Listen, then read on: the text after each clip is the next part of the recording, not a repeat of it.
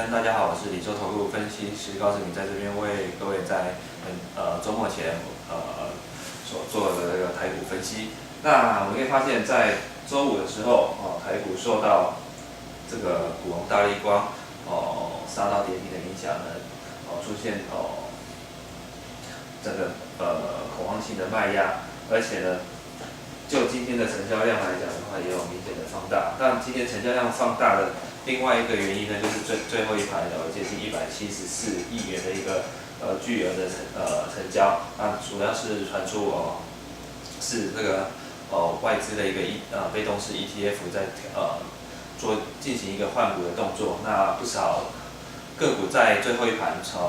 急拉涨停，甚至也有急杀跌停的。那预期这些个股可能在下周一就会有反向的一个调整的空间，就是说今天涨停的可能急拉涨停的，可能在下礼拜可能会有跌停的一个情况。那所以就投资人手中持股今天有比较大，在最后一盘有比较大幅波动的话，可能礼拜一就应该会调整回来到合理的一个价位。但是就今天来讲的话，那除了说受到大立光因为昨天财报公布财报，虽然营收是持续上涨，但是它的毛利率受到这个光感测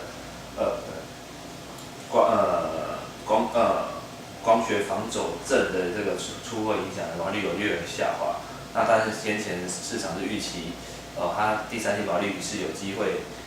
上扬的，所以就这个下滑的情况略微有一点这个低于原先市场的预期，所以在今天就股价来讲的话是向下来反映，所以也连带影响整个大盘的一个走势。那另外一档昨天召开法说的则是台积电那就今天来讲的话，在昨天释出利多之下呢，今天是向上反映也成为台股的一个正反的要角。那以它今天上涨接近2%来讲的话，其实它对台股的贡献也接近50点如果今天台积电没有上涨的话，其实台股可能会跌到170甚至接近200的一个位置所以就今天下跌有量来讲的话，可能是换个角度来讲，其实下面已经有人在做一个承接的动作。那先前有提到，可能就技术面的一个满足点，可能是在两年线8400点左右，所以不排除下周台股在回测8400点的支撑之后呢，会有一个短线管理率过大之后的一个反弹投资人是可以留意下周的一个台股表现。那因为近期这个台股是持续的一个向下破底所以连先前有站在买方的投信也开始转为卖方。那当然外资跟自营商还是持续在做一个调节台股的动作。那值得注意的是，近期自营商的卖超动作有加大的一个情况，那连带的会造成这个先前自营商有认养的一些个股近期会有一个比较大幅的一个重挫。那等到这些自营商的一个部位都已经调节完毕之后，或许这些个股就有机会有出现这个跌升反弹那在外资的部分是比较值得注意的在今天台股下跌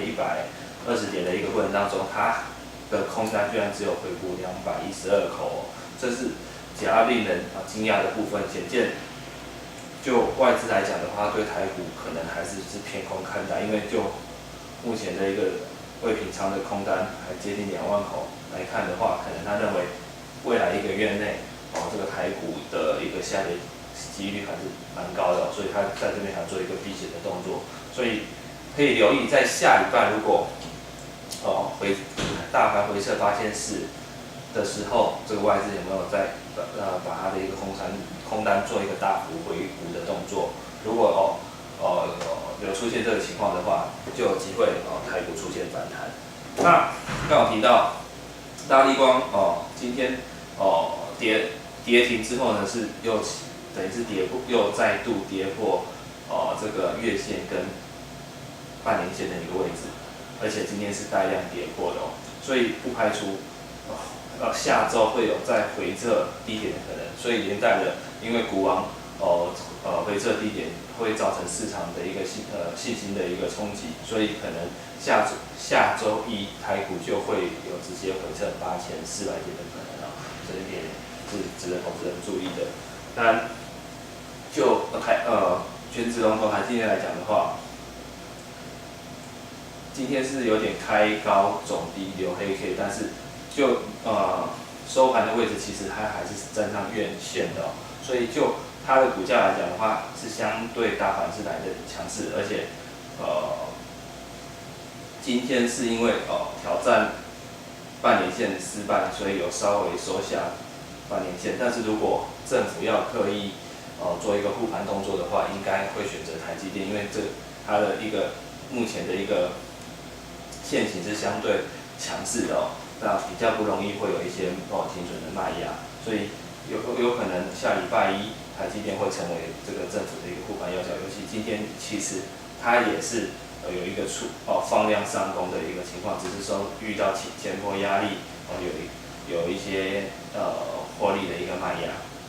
或者是解套的卖压，但是不排除接下来它有慢慢往上垫高的一个可能，毕竟它已经释出它在明年的一个高阶制程的一个市占率仍然有机会超越赛季，这是稍稍消除先前市场的一个疑虑那另外，投资人值得留意的就是最近伊波拉疫情的一个扩散有越来越快的一个情况，甚至这个世界卫生组织更警告，如果这个疫情失控的话，未来在12月份第一周前，每周的新增病例将会达5000到1万人，这是非常惊人的数字而且我们可以看到，现在西非几个主要疫区，他们的一个蓝色线是总病例数，红色线是死亡人数有出现一个快速攀升的一个情况，跟先前几个月来讲的话，最近是有快速飙高的一个走势所以如果失控的话，可能未来会用一个倍数，整个病患人数可能会用病患这个倍数的速度来做一个成长，尤其世界卫生组织也有警告，目前的死亡率可能比先前市场认为的50%还来得高，接近有70%的一个情况。那如果真的未来12月第一周每周新增病患是5000到1万人，那也就是说未来每周死亡人数将会达到3500人到7000人，这是非常恐怖的数字所以最近投资人或者可能要做好防范。不管是戴上口罩以及清洁，要多做一些防范的一个措施。那这个是伊波拉在全球每天新增感染人数以及死亡人数的一个走势图我们发现红色是感染人数，黑色的是死亡人数的一个走势。我们可以发现，其实，在前几个月，它每天的一个新增感染人数其实是走平的，其实这是等于是说疫情其实有受到控制，但是在近期整个每日增加人数有出现快速走升的一个情况，所以也就是说开始有失控的情况，疫情有快速扩散。那当然，如果我们用技术面来看的话，把这个高点连成线、低点连成线，有可能失控就会持续往上。这也是为什么可以解释为什么世界卫生组织会预估接下来在12月份就会出现每周会新增5000人到1万人，因为现在每周已经到了150人，也就是说每周大概是新增1000人的一个速度。那当然，随着这个疫情持续扩散，可能台股中可能会开始反映相关防疫概念股资金开始转向这些个股那我们可以发现，这些防疫概念股在过去几次重大疫情传出的时候，它们股价都有明显的一个反应，尤其是在2003年 SARS 以及2013年 H1N1， 它们的一个股价，2009年的H1N1，它们股价上几年大概都维持2到3个月，甚至它们的股价涨幅大概有50%到1倍多的一个涨幅那当然，这是随着这个台湾确诊的病患数的多寡来反映整个股价的上涨期间。但是就因为这一次整个伊波拉的一个传染力来讲的话，可能会更胜于 SARS， 因为它的一个潜伏期其实是2天到21天，大于这个 SARS 的2到7天哦。又是因为它潜伏期比 SARS 还来得长，所以它有可能这个病患患病之后呢，它没办法被检测出来，它可以借由交通工具传输到全球，甚至我们会发现最近美国、西班牙传出的病例都是借由飞机来做一个传染途径。所以在美国跟西班牙都失守之后呢，可能其他国家就有可能有陆续传出的可能的风险啊，这点是投资人要留意的。那其中我认为可以留意这个1732的毛宝，它是做这个相关清洁用品的一个厂商。那它观察过去在几次疫情爆发之后呢，它的股价反应是非常活泼的显示市场有资金是在专门追逐这些相关的标的。那像这一次的疫情爆发之后，它短线股价有出现接近三成的一个涨幅。当然，先前在这个疫情仅限在西非的时候，它股价并没有太大的反应。但是随着美国开始传出病患，甚至这个病患死亡，甚至开始传出美国本土的一个病例之后呢，股价市场就开始有向上反应。当然，你可预期随着不管是说美国的病患数增加，也或者是开始传到其他国家，可能它股价就会慢慢变高。那为什么我会认为它短线涨了那么多之后，股价还有上涨的空间？主要是因为我们观察过去2013年在 SARS 期间，当台湾传出疫情的时候，它的股价是直接跳空连续涨停10根哦。那甚至我们看2009年。H1N1 期间传出疫情的时候，它也是用跳空来反应。那我们回头看这一次，其实是因为大家在预期之下，资金先做一个卡位推升股价。那就它过去的股性来讲的话，很有可能在不管是中国大陆或者是台湾传出疫情的时候，它股价是有机会在跳空向上反应。所以想要赚在算是灾难台的投资人，或许在短线出现获利了结卖压拉回的时候，可以做一个布局哦。因为像今天就有传出可能台湾有可能出现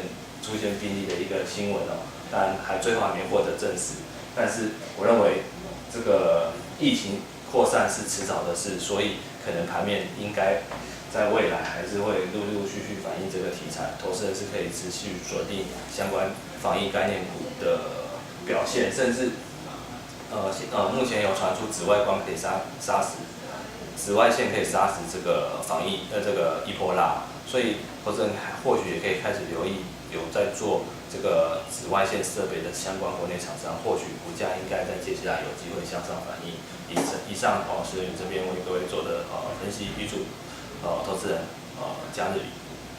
休假愉快，谢谢。